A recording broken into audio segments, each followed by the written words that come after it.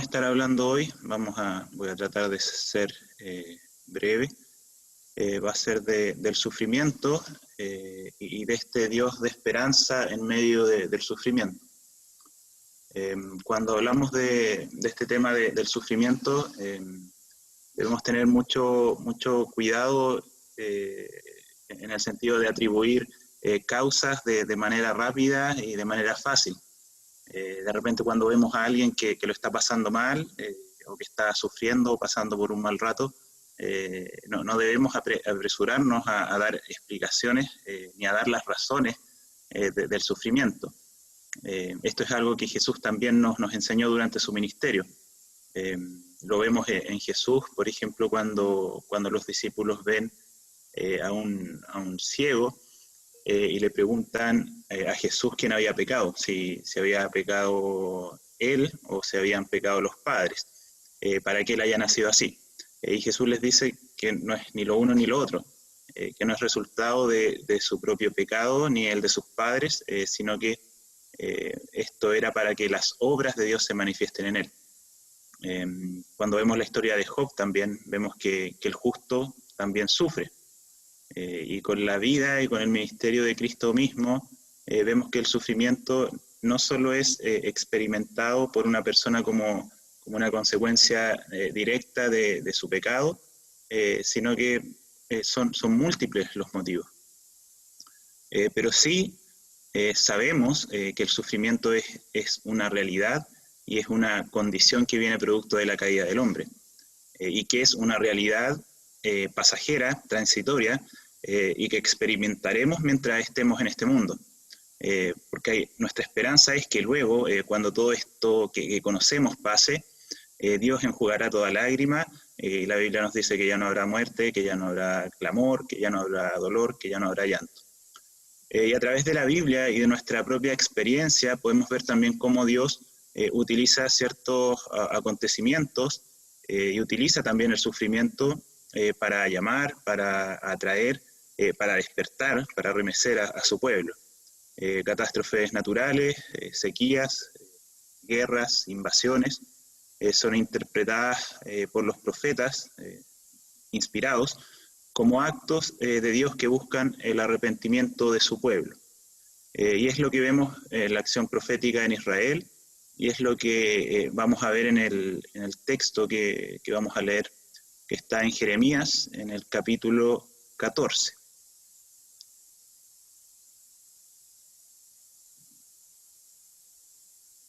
Jeremías, capítulo 14.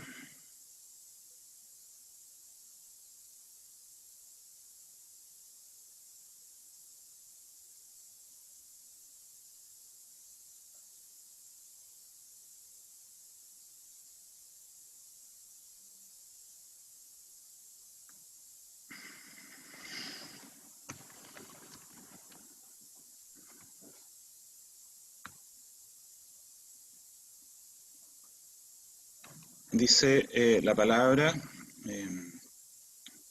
voy a leer la versión Reina Valera del 60, dice: palabra de Jehová que vino a Jeremías con motivo de la sequía. Nos está diciendo el contexto en el que está hablando Jeremías. Dice: se enlutó Judá y sus puertas se despoblaron, se sentaron tristes en tierra y subió el clamor de Jerusalén. Los nobles enviaron sus criados al agua. Vinieron a las lagunas y no hallaron agua. Volvieron con sus vasijas vacías. Se avergonzaron, se confundieron y cubrieron sus cabezas. Porque se resquebrajó la tierra por no haber llovido en el país. Están confusos los labradores, cubrieron sus cabezas. Aún las ciervas en los campos parían y dejaban la cría, porque no había hierba. Y los asnos monteses se ponían en las alturas, aspiraban el viento como chacales, sus ojos se ofuscaron porque no había hierba. Aunque nuestras iniquidades testifican contra nosotros, oh Jehová, actúa por amor de tu nombre, porque nuestras rebeliones se han multiplicado, contra ti hemos pecado. Oh esperanza de Israel, guardador suyo en el tiempo de la aflicción, ¿por qué te has hecho como forastero en la tierra y como caminante que se retira para pasar la noche? ¿Por qué eres como hombre atónito y como valiente que no puede librar? Sin embargo, tú estás entre nosotros, oh Jehová, y sobre nosotros es invocado tu nombre. No nos desampares. Durante este tiempo de su ministerio, Jeremías va a denunciar fuertemente el olvido del pueblo. El pueblo había olvidado a Dios, el pueblo había abandonado los caminos de Dios, había olvidado los mandatos y la ley de Dios. Y esto en el pueblo se veía reflejado en el rechazo que ellos tenían hacia los profetas, en el rechazo de su palabra, en los cultos falsos, en todo lo que envolvía la idolatría, en la injusticia social y en un falso sentimiento de seguridad que generaban ciertos grupos religiosos. Entonces, fíjense cómo es un conjunto de actitudes, es un conjunto de comportamientos del pueblo que mostraba que ellos realmente habían olvidado a Dios, que ellos estaban lejos de Dios. Y esto es lo que Jeremías constantemente va a enrostrar al pueblo. Esto es una especie de diagnóstico, una especie de radiografía de un pueblo que olvida a Dios, de una sociedad que olvida a Dios. Un pueblo que rechaza la palabra, un pueblo idólatra, un pueblo que se relaciona injustamente. Y un pueblo que no se arrepiente, un pueblo que insiste en esos malos caminos y que incluso disfrutan de esos malos caminos. Esto lo podemos ver en el versículo 10, que viene luego de lo que habíamos leído. Dice, así ha dicho Jehová acerca de este pueblo, se deleitaron en vagar y no dieron reposo a sus pies. Por tanto, Jehová no se agrada de ellos, se acordará ahora de su maldad y castigará sus pecados. Entonces, en este pasaje podemos ver este sufrimiento que estaba sufriendo el pueblo, un pueblo que se había olvidado de Dios, un pueblo que estaba lejos de Dios, estaba viviendo esta dura sequía. El profeta, el texto nos muestra de forma, ¿cierto? Con una forma poética el sufrimiento que está experimentando el pueblo. Dice, Judá está de luto, sus ciudades desfallecen, hay lamentos, los nobles mandan por agua, los siervos van a la cisterna, pero no lo encuentran, están avergonzados, están confundidos, vuelven con cántaros vacíos, agarrándose la cabeza, y también nos habla de la naturaleza, el suelo agrietado, las ciervas que abandonan sus crías, los asnos que jadean porque ya no tienen hierba.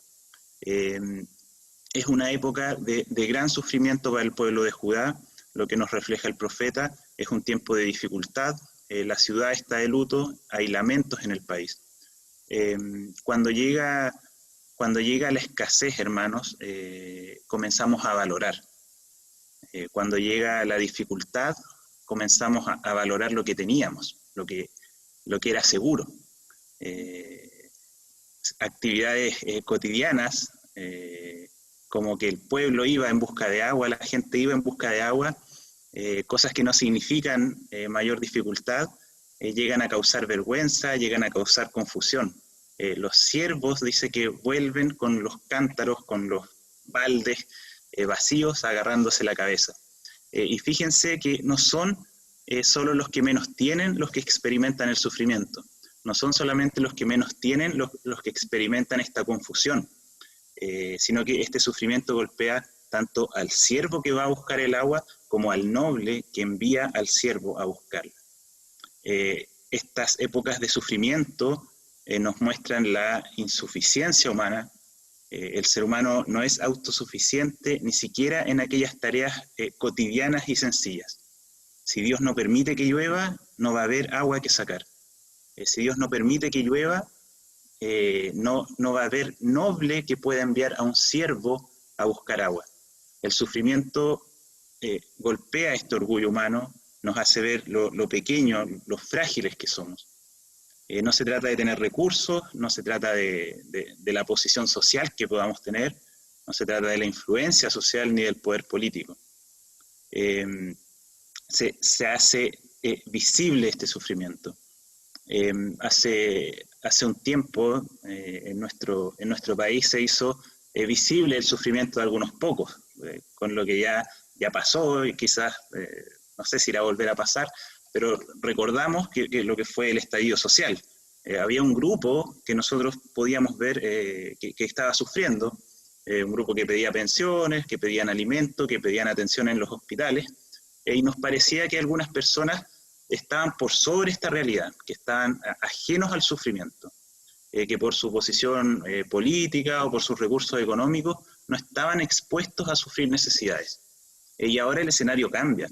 Y hoy vemos cómo todos, quizás unos más que otros, nos dolemos por una situación en común, nos dolemos por un sufrimiento y nos vemos todos expuestos a una situación difícil, un sufrimiento común que golpea y que afecta a todos por igual sin hacer distinción. En el cuadro en el cuadro que nos muestra Jeremías, incluso la naturaleza se ve afectada. Lo que nos hace recordar es este texto de Romanos, de esta creación que está sujeta a vanidad, una creación que gime. Fíjense, hermanos, que ante esto el profeta llega e intercede por el pueblo. Ante esta realidad de sufrimiento común, esta sequía tan grande que estaba viviendo el pueblo, el profeta Jeremías llega a Dios reconociendo las iniquidades del colectivo, reconociendo las iniquidades y el pecado de la comunidad. Y fíjense que no es un dedo acusador esto que está haciendo Jeremías, sino que intercede, y Jeremías también reconoce su parte en el asunto. Son nuestras iniquidades las que nos acusan, muchas son nuestras infidelidades, contra ti hemos pecado. Y pide el actuar de Dios no por los méritos de él, no por los méritos del pueblo, sino por el glorioso nombre de Jehová. ¿Cómo llegamos, hermanos, ante Dios cuando clamamos por el sufrimiento de nuestra nación? ¿Cómo llegamos ante Dios cuando clamamos por el sufrimiento de la raza humana, del sufrimiento de nuestro mundo? Llegamos con un ánimo de acusar, llegamos con un ánimo de ser benefactores, con un espíritu de superioridad, de quien hace todo bien y dedica una parte, una fracción de su tiempo para pedir por el que ha hecho todo mal, o nos involucramos, confesamos nuestras propias iniquidades, confesamos nuestras propias infidelidades, confesamos nuestro pecado contra Dios y rogamos su pronta intervención favorable, no por nuestros méritos, no por los méritos del pueblo, no por cosas que hayamos hecho bien, sino por el nombre de Dios, por el nombre de Dios, aquel que ha creado todo el mundo, aquel que ha creado a cada persona, aquel que ha creado a cada miembro participante de la naturaleza. Esta actitud humilde del profeta Jeremías, que se humilla, que se hace parte, que se involucra y que clama a Dios por el sufrimiento de su pueblo, que clama a Dios por el sufrimiento de su nación, reconociendo también las iniquidades, reconociendo las infidelidades. Es tiempo, hermanos, de que en esta situación y en cada situación de sufrimiento común que experimentemos, vengamos de esta forma humilde ante Dios, reconociendo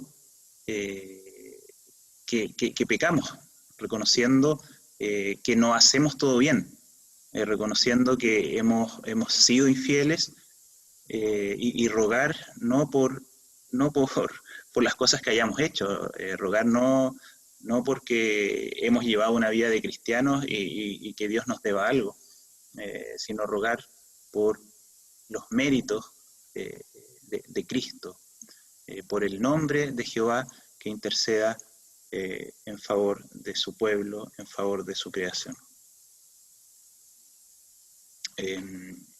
Fíjense que el texto continúa y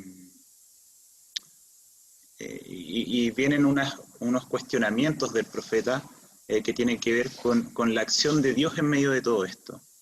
El profeta ve a Dios, el profeta ve que Dios está, pero la acción de Dios se ve media difusa, poco clara.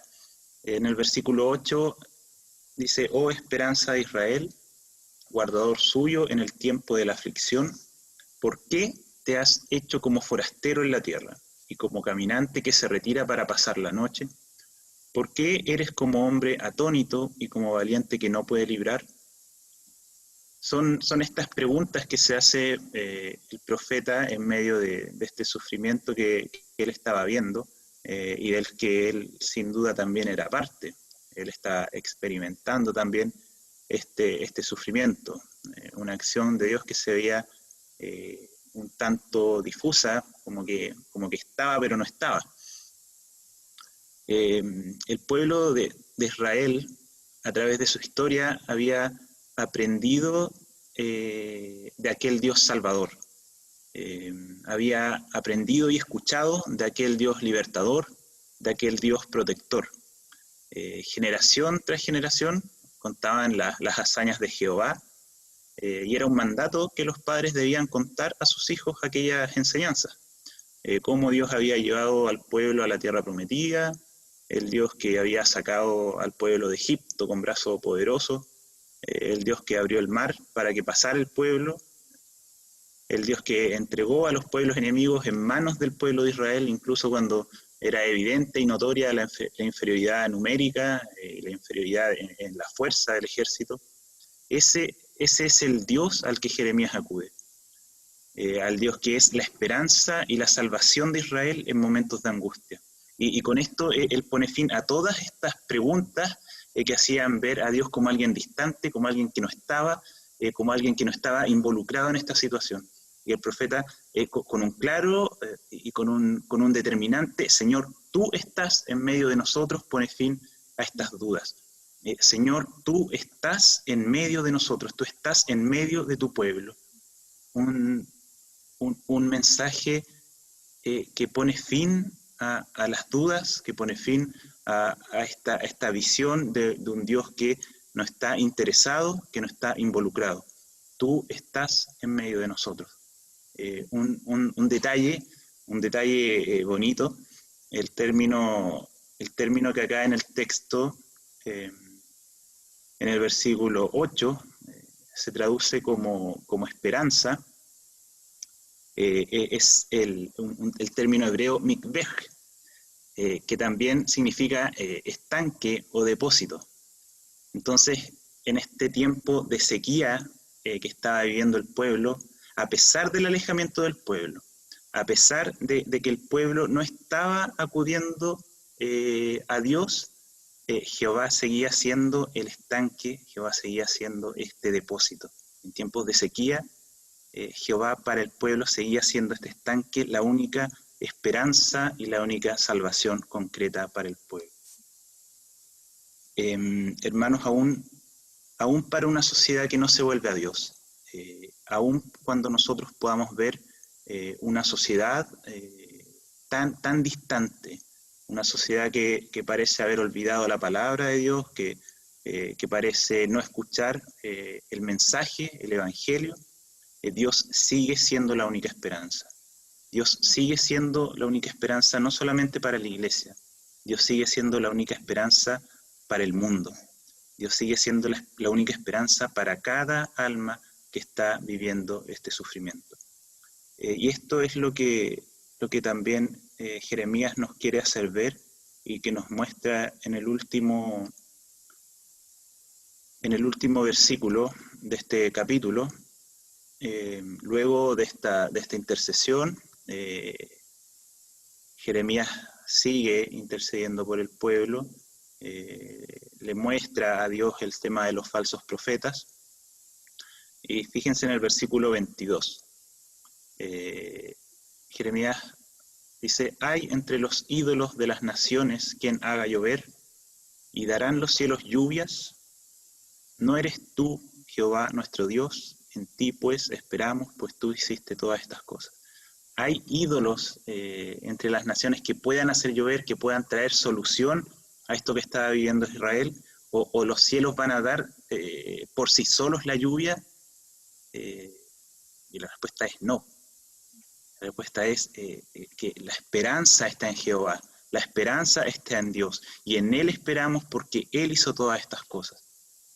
En medio de de cualquier sufrimiento, en medio de cualquier dificultad que pueda experimentar el hombre, del hambre, de la enfermedad, nuestra única esperanza es Dios. Nuestra única esperanza es Jehová, quien nos ha creado, quien nos conoce. Ahora que está, que vuelva a estar un poco de moda el tema del humanismo y de la autosuficiencia del ser humano, estas cosas vienen a mostrarnos que el ser humano no es autosuficiente. Que si Dios no provee de los medios, no va a haber solución para las distintas crisis que pueda experimentar la humanidad.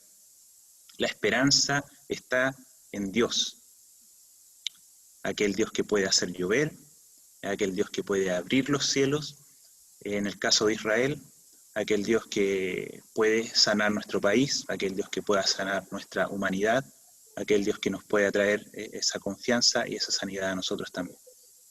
Entonces, esto es lo que hace Jeremías a través de esta intercesión por el pueblo.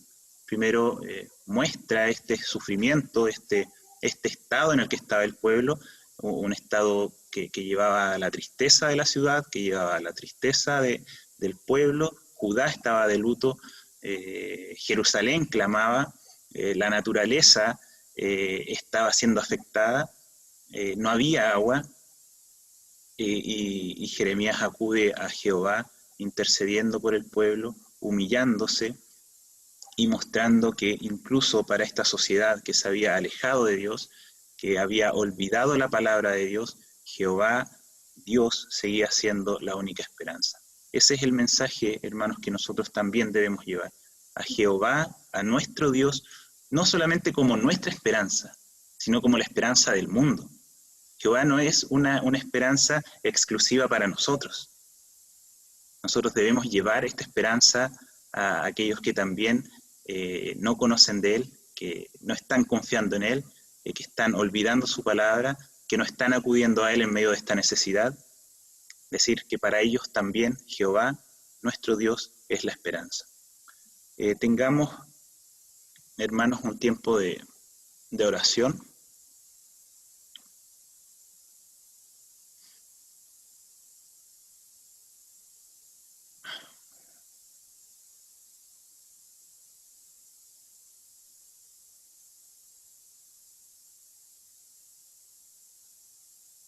Señor, te agradezco por tu palabra. Gracias, Señor, por estos tiempos que nos das de poder reflexionar en ella. Gracias, Señor, porque incluso en el sufrimiento, en las situaciones difíciles, en los acontecimientos duros de la historia, podemos ver tu misericordia, Señor. Podemos ver tu amor, y todas estas cosas también nos llevan a reflexionar y nos acercan a ti. Reconocemos, Señor, nuestros pecados, reconocemos nuestras infidelidades, reconocemos nuestras iniquidades, Señor, y clamamos, Padre, por tu pronta intervención. Clamamos, Señor, por tu actuar, Señor, favorable, no por nuestros méritos, Señor, no por algo bueno que hay en nosotros, sino para que tu nombre sea glorificado, Señor, para que tu poder sea demostrado, para que tus obras sean manifiestas, Señor. Te pedimos que nos ayudes a confiar cada día más en ti, y en todo momento, Señor, a verte como nuestra única esperanza. Eres tú nuestra única esperanza, tú eres nuestra fuente, tú eres nuestro estanque en tiempo de sequía, tú eres, Señor, nuestra sanidad. Confiamos en un Dios que sana, confiamos en un Dios que sigue sanando, confiamos en un Dios de milagros y confiamos en un Dios dueño y Señor de la historia, que actúa y que interviene en la historia, Señor. Te rogamos, Padre, que también nos ayudes a llevar este mensaje y a mostrar a este Dios que es la esperanza del mundo. Mostrar a este Dios que es la esperanza incluso a aquellos, Señor, que que no se acercan a ti, que no confían en ti, que se han olvidado de ti. Confiamos, Señor, en que tú eres la esperanza para ellos. Estamos seguros de que tú eres la única esperanza, Señor. Gracias te damos por poder confiar en ti. Gracias te damos porque has puesto en nosotros esa esperanza. Y te pido que nos ayudes a desarrollarla cada día más y también a compartirla, Señor. Que podamos involucrarnos también en el sufrimiento de nuestra nación, que podamos llorar con los que lloran, Señor, que podamos compartir el sufrimiento, Señor, de los que sufren y que podamos, Señor, interceder con nuestro corazón, Señor, interceder con lágrimas, Padre, asimilando también el sufrimiento, Señor, de aquellos que lo están pasando mal. Gracias, Padre, por tu amor. Gracias, Señor, porque eres un Dios de milagros, un Dios poderoso, que seguirá obrando, Señor, en la historia, que seguirás obrando en tu creación. Gracias, Padre, en el nombre de Jesús. Amén.